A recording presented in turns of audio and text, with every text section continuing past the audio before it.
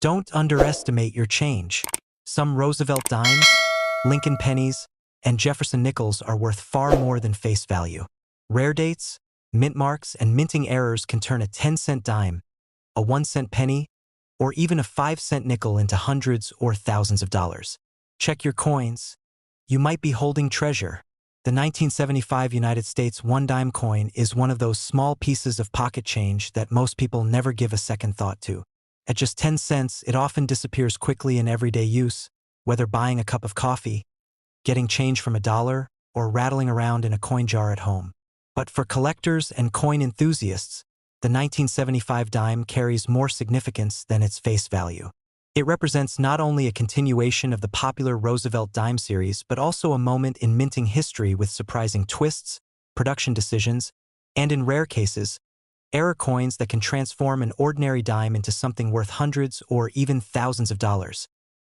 The Roosevelt dime was introduced in 1946, replacing the Mercury dime, to honor President Franklin Delano Roosevelt shortly after his passing in 1945. Roosevelt was admired not only for his leadership during the Great Depression and World War II, but also for his tireless work in the fight against polio. His image on the dime was chosen because of his connection to the March of Dimes campaign, which raised funds to combat the disease. By 1975, the Roosevelt dime had already been circulating for nearly 3 decades, firmly establishing itself as one of the most recognizable coins in the U.S. The obverse of the 1975 dime features John R. Sinek's left-facing portrait of President Roosevelt. Around the profile, you'll find the inscriptions "Liberty" to the left, "In God We Trust" positioned below the chin, and the date 1975 placed on the lower right. Just above the date is the mint mark, either a small D for Denver or no mark for Philadelphia, as the Philadelphia Mint did not use a P mint mark until 1980. The initials JS, representing Sinek, appear at the base of Roosevelt's neck. The reverse design is equally iconic, showing a torch in the center, symbolizing liberty. It is flanked by an olive branch to the left for peace and an oak branch to the right for strength and independence. The inscriptions around the edge include United States of America at the top, E pluribus unum in the center, and 1 dime at the bottom. This combination of imagery has made the Roosevelt dime design both simple and powerful, standing the test of time with very few changes over the decades. When it comes to the physical details, the 1975 dime is composed of copper-nickel clad, a composition first introduced in 1965 after the U.S. Mint ended the use of silver in circulating dimes, quarters, and half dollars. This clad composition consists of an outer layer of 75% copper and 25% nickel bonded to a pure copper core. The coin weighs 2.27 grams, measures 17.9 millimeters in diameter, and features a reeded edge, which is a classic anti-counterfeiting measure in terms of production. The year 1975 holds a fascinating place in dime history. The Philadelphia and Denver mints struck hundreds of millions of 1975 dimes for circulation, ensuring their availability in everyday commerce. However, the San Francisco Mint did not produce any 1975 dated proof dimes. Instead, the Mint directly transitioned to 1976 proof coins, the special bicentennial issue that celebrated 200 years of American independence. As a result, there are number 1975 proof Roosevelt dimes. This absence of proof coins makes the 1975 year distinctive compared to other modern dates. For most collectors, a standard 1975 dime in circulated condition is worth only its face value. Even in uncirculated grades, most examples are affordable because of the large mintage. However, the key lies in high-grade specimens and error coins. High-grade uncirculated coins, especially those graded mint state 67, MS 67 or higher, can sell for $50 to $100 or more. At the very top, MS 68 examples have sold for several $100s, as their near-perfect preservation makes them extremely desirable to collectors who want the best of the best. Since so many dimes circulate heavily, finding pristine examples with no marks, scratches, or dullness is quite challenging, which explains their higher value. But the real excitement for collectors comes from error coins. Errors from the 1970s, especially those that slipped through during high production years, are always fascinating. One well-known category is off-center strikes, where the design is noticeably shifted on the blank, leaving part of the coin blank. Depending on how off-center the strike is and whether the date remains visible, these can sell from $50 up to several $100s. Another valuable error is the double die variety. This happens when the die used to strike the coin carries a doubled image, creating doubling effects on the lettering, numbers, or design features. For a 1975 dime, if doubling were seen clearly on Liberty or the date, the coin could be worth hundreds or even thousands depending on grade and visibility of the error. Clipped planchets are another error type where part of the coin is missing because the blank metal was cut improperly. These errors are instantly recognizable and add strong collector value, with 1975 clipped planchet dimes often selling for $100 or more. Perhaps the most legendary 1975 dime-related error involves proof coins. Though no regular 1975 proof Roosevelt dimes were released to the public, 2 experimental proof coins with the 1975 date and no mint mark are known to exist. These are extreme rarities, considered once-in-a-lifetime finds, and if they ever appear at auction, their value would reach into the tens of thousands of dollars or more. Auction records for 1975 dimes show how dramatically value can change based on condition and rarity. While most high-grade uncirculated examples bring modest sums of $50 to $200, errors can shoot the price much higher. Off-center strikes and dramatic misalignments have been known to fetch $500 or more, while double die examples are even rarer and can go beyond $1,000. For comparison, the legendary 1975 no-S proof dime, one of only 2 known, is considered priceless, with estimates placing its value in the 6-figure range if it ever reappeared at public sale. The 1975 dime, therefore, is a coin of contrasts. On the one hand, billions were produced, making it extremely common in circulated condition and worth little more than face value. On the other hand, the year also produced some of the most exciting and elusive errors in modern coinage, elevating a humble dime into the realm of numismatic treasure. For collectors, this means that searching through 1975 dimes is never without potential. Whether you're looking at rolls of coins, checking your pocket change, or carefully examining inherited coin jars, the chance exists that a rare error or pristine gem could be waiting. And with values that range from modest premiums in uncirculated grades to auction results reaching thousands of dollars for dramatic errors, the rewards can be substantial. The Roosevelt dime has always been a coin tied closely to American history and symbolism. In 1975, as the nation prepared to celebrate its bicentennial, the dime carried not only Roosevelt's legacy but also the spirit of American resilience and progress. That same year, the absence of proof coins and the emergence of legendary rarities set the 1975 dime apart from many other modern issues. So the next time you hold a 1975 dime in your hand, remember that you're not just looking at 10 cents. You're holding a coin that represents decades of American history, a connection to one of the most influential presidents of the 20th century, and possibly even a hidden treasure if you're lucky enough to uncover a rare error. It's proof that even the smallest coins can carry stories of immense value. Stories that continue to capture the imagination of collectors and historians alike. The 1975 United States 1-cent penny is one of those coins that on the surface seems ordinary, a coin that millions of Americans have handled without ever thinking twice about it. Yet for coin collectors and numismatists, it carries a deeper story. This penny belongs to the Lincoln Memorial Cent series, a design that dominated American pocket change for decades, and while most examples remain common, certain coins from 1975 in pristine condition or those with minting errors have proven that even the smallest denomination can carry a value far beyond 1 cent. What makes it fascinating is not just the sheer number struck, but the way rarity, condition, and mistakes combine to elevate some examples to prices no one would ever expect from such a modest coin. On the obverse of the 1975 penny sits the familiar portrait of Abraham Lincoln, designed by Victor David Brenner. This design had been introduced in 1909 to commemorate the 100th anniversary of Lincoln's birth, making it the longest-running design in United States coinage history. Brenner's portrait, with its sharp and dignified lines, shows Lincoln facing right, his expression thoughtful, almost solemn. The word liberty rests to the left, the date 1975 to the right, and above, the motto "In God We Trust" arcs along the rim.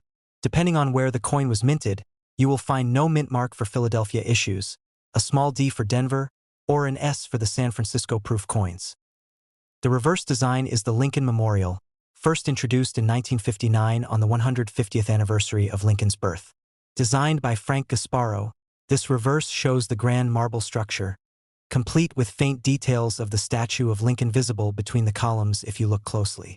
United States of America crowns the top, with the motto E pluribus unum below and 1 cent at the bottom. For decades, this design reinforced Lincoln's role in American memory, and it became one of the most recognizable coin reverses in the world. In terms of production, the U.S. Mint struck huge numbers of 1975 cents. The Philadelphia Mint struck over 5.4 billion, while Denver produced more than 4.5 billion. On top of that, the San Francisco Mint created about 2.8 million proof coins intended for collectors. With nearly 10 billion 1975 pennies made, it is no surprise that most examples still in circulation today are worth only face value. This was a time when pennies were still made mostly of copper, specifically a composition of 95% copper and 5% zinc, which gives them that distinct reddish-brown or deep chocolate tone that collectors enjoy. But as is always the case in coin collecting, condition and rarity drive value. Most circulated 1975 pennies are common and sell for 1 cent. But when preserved in superb mint state condition, with blazing red luster and virtually no contact marks, the story changes dramatically. Collectors prize what grading services like PCGS or NGC describe as red coins, meaning the original copper color is intact. A 1975 penny-graded MS-67 red is rare and has sold for prices ranging from $1,000 to $3,000 at auction. In MS-66 red, prices are often in the $100 to $250 range. Even at MS-65, examples can fetch $50 to $100 if the color and surfaces are outstanding. Proof coins from San Francisco offer another layer of collectability. A 1975 S-proof Lincoln cent in PR69 deep cameo, with bold contrast between frosted design elements and mirror-like fields, might sell for $40 to $80, while a perfect PR70 deep cameo could reach several $100s. These coins were carefully struck and preserved, yet perfect examples remain rare enough to drive demand among collectors. What truly ignites excitement are error coins from 1975. Errors are accidental creations at the mint, and they can transform a 1-cent piece into something spectacular. For example, off-center strikes are always popular. If the design is just slightly off-center, a 1975 penny might bring $10 to $20. But when the strike is dramatically off-center, say 50% or more, while still showing the date, collectors will pay hundreds of dollars. Double strikes are also highly desirable. These occur when a coin is struck twice, sometimes with a noticeable shift. A bold double-struck 1975 cent could sell for $200 or more depending on how dramatic it looks. Broad strikes, where the coin expands outward because it was struck without the restraining collar, are another sought-after error. These typically bring $50 to $150, but larger, more dramatic broad strikes can fetch even more.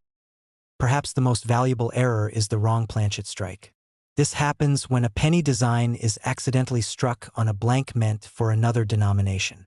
Imagine a 1975 penny struck on a dime planchet, appearing smaller and with some design details cut off. Such an error can sell for $500 to $1,500. Even more dramatic is when a penny is struck on a foreign coin planchet, which happened occasionally in the 1970s since the U.S. Mint produced coins for other countries.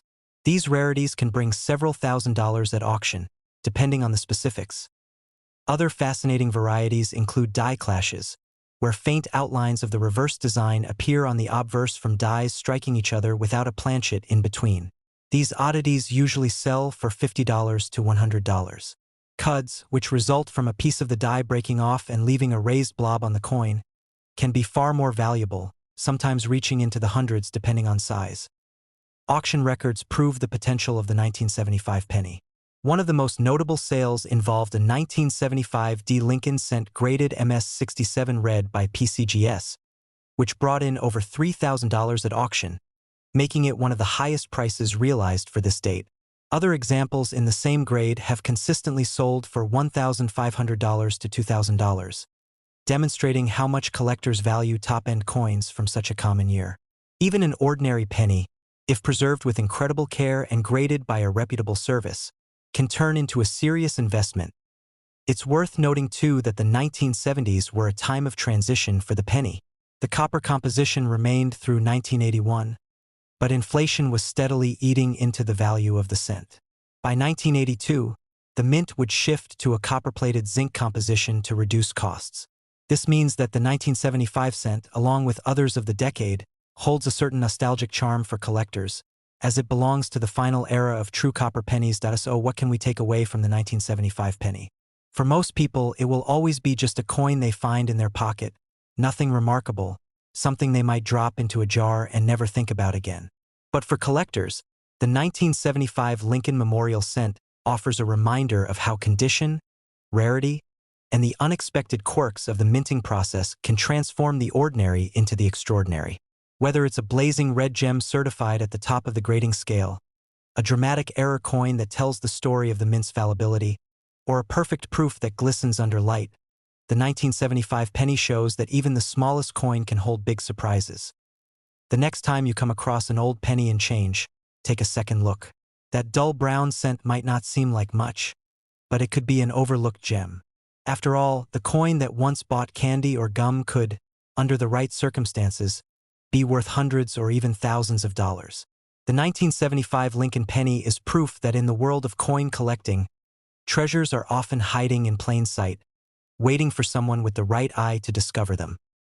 The 1975 United States 5-cent coin, better known as the Jefferson nickel, is one of those coins that millions of people have handled without ever realizing the potential treasure it represents. At first glance, it looks like an ordinary nickel, Thomas Jefferson's familiar profile on the front and his famous home, Monticello, on the back. But collectors know that not all nickels are created equal, and the 1975 issue has its own secrets. When you dive into the world of minting errors, high-grade survivors, and rare auction appearances, you discover that even this seemingly common 5-cent piece can transform from pocket change into a coin worth hundreds, thousands, and in some cases much more. By 1975, the Jefferson nickel had already been circulating for nearly 4 decades. Introduced in 1938, the coin was designed by Felix Schlag, whose artwork replaced the long-running Buffalo nickel. The obverse featured a left-facing portrait of Thomas Jefferson, while the reverse displayed Monticello, Jefferson's Virginia estate. In 1975, both Philadelphia and Denver struck Jefferson nickels for general circulation, and the San Francisco Mint struck proof coins for collectors. The Philadelphia coins had no mint mark, the Denver pieces bore a D, and San Francisco coins carried an S. Mintages were large hundreds of millions from both Philadelphia and Denver, so at face value, the 1975 nickel might appear to be one of the most ordinary coins of its time. The composition of the 1975 nickel remained the same as it had since 1946, 75% copper and 25% nickel, giving it a distinctive silvery color. Each coin weighs 5 grams and measures 21.2 millimeters in diameter. While this composition was stable, the sheer number of coins being struck each year created opportunities for mistakes. And when mistakes happen at the U.S. Mint, collectors take notice. In average circulated condition, most 1975 nickels are still worth just 5 cents. Even in uncirculated condition, common examples might only bring 25 cents to a couple of dollars. But that changes dramatically when you move into higher grades or error categories. A 1975 D. Jefferson nickel graded MS-67 by a top grading service once sold at auction for more than $1,000. That might sound shocking, but it makes sense when you realize how few examples survive in such flawless condition. With so many coins entering circulation immediately after minting, high-end survivors are scarce. The real excitement for collectors, however, comes from error coins. The 1975 nickel has been found with some of the most desirable minting errors collectors chase after. Off-center strikes are among the most dramatic. In these cases, the blank planchet was not properly aligned during striking, leaving part of the design missing. A minor off-center strike might sell for $50 to $100, but if the error is major and the date remains visible, values jump into the hundreds. Double strikes are even more spectacular. When a coin is struck more than once, the overlapping designs create a ghostly, almost surreal effect. These errors can range from subtle doubling of the portrait to dramatic second strikes that leave Roosevelt's image shifted and distorted. Collectors prize these, and they can sell anywhere from $500 to over $1,500 depending on condition. Another fascinating error involves clipped planchets. This happens when the blank metal sheet from which coins are cut overlaps improperly during the punching process, creating coins with a crescent-shaped clip. These clipped planchet nickels are highly collectible, with values ranging from $100 to $400 or more. Perhaps the most dramatic error for the 1975 nickel is the full missing planchet error, where a coin might be struck on the wrong type of blank entirely. While extremely rare, there are reports of Jefferson nickels struck on cent or dime planchets. These bizarre hybrids, which are smaller or lighter than normal nickels, can sell for thousands of dollars at auction. Proof coins from San Francisco also hold significant value, particularly those graded PR70 Deep Cameo, the highest possible grade. These flawless coins, with deeply mirrored fields and frosted designs, are highly sought after. At major auctions, some 1975 S-proof nickels in perfect condition have fetched several $100s or more, especially when certified by top grading services. Auction history provides some of the most compelling evidence of the 1975 nickel's hidden value. For example, a high-grade 1975 D nickel in MS67 sold for over $1,300, while error coins like off-center strikes or dramatic double strikes have crossed auction blocks for $500 to $2,000 depending on rarity and condition. Collectors see these pieces not just as coins, but as tangible accidents of history, frozen moments when the minting process went wrong in the most fascinating way. What makes the 1975 nickel so exciting is the fact that these treasures are still out there. Billions of nickels circulate in the United States, and many people never stop to look closely at them. That means someone checking their change today could stumble across a rare error or a high-grade survivor without even realizing it. Imagine holding a coin that looks like an ordinary nickel, only to discover it's the very same type that once sold at auction for over $1,000. That thrill of discovery is what keeps collectors hunting, searching through rolls of nickels, and peering at coins under magnifying glasses. The Jefferson Nickel series as a whole is an important part of American numismatics, and the 1975 issue represents both the common and the extraordinary. On one hand, it's a coin that millions of people touched without thought. On the other hand, it's a coin that, when struck with an error or preserved in perfect condition, can command values rivaling some of the rarest collectibles. That contrast is what makes the series so endlessly fascinating. So, the next time you come across a 1975 nickel, don't dismiss it as just 5 cents. Look closely. Is the strike perfectly centered? Is the copper nickel surface free from scratches and marks? Does the date and Monticello design look normal? Or is there something unusual about the coin? If you notice anything strange, or if the coin is in mint-fresh condition, you might just be holding onto a piece worth far more than its face value. Collectors love the chase, the possibility of turning something ordinary into something extraordinary. And the 1975 Jefferson nickel, with its potential for rare errors, high-grade examples, and fascinating history, delivers exactly that. It's a reminder that even the most unassuming coins can hide stories and values that far exceed their everyday role in commerce.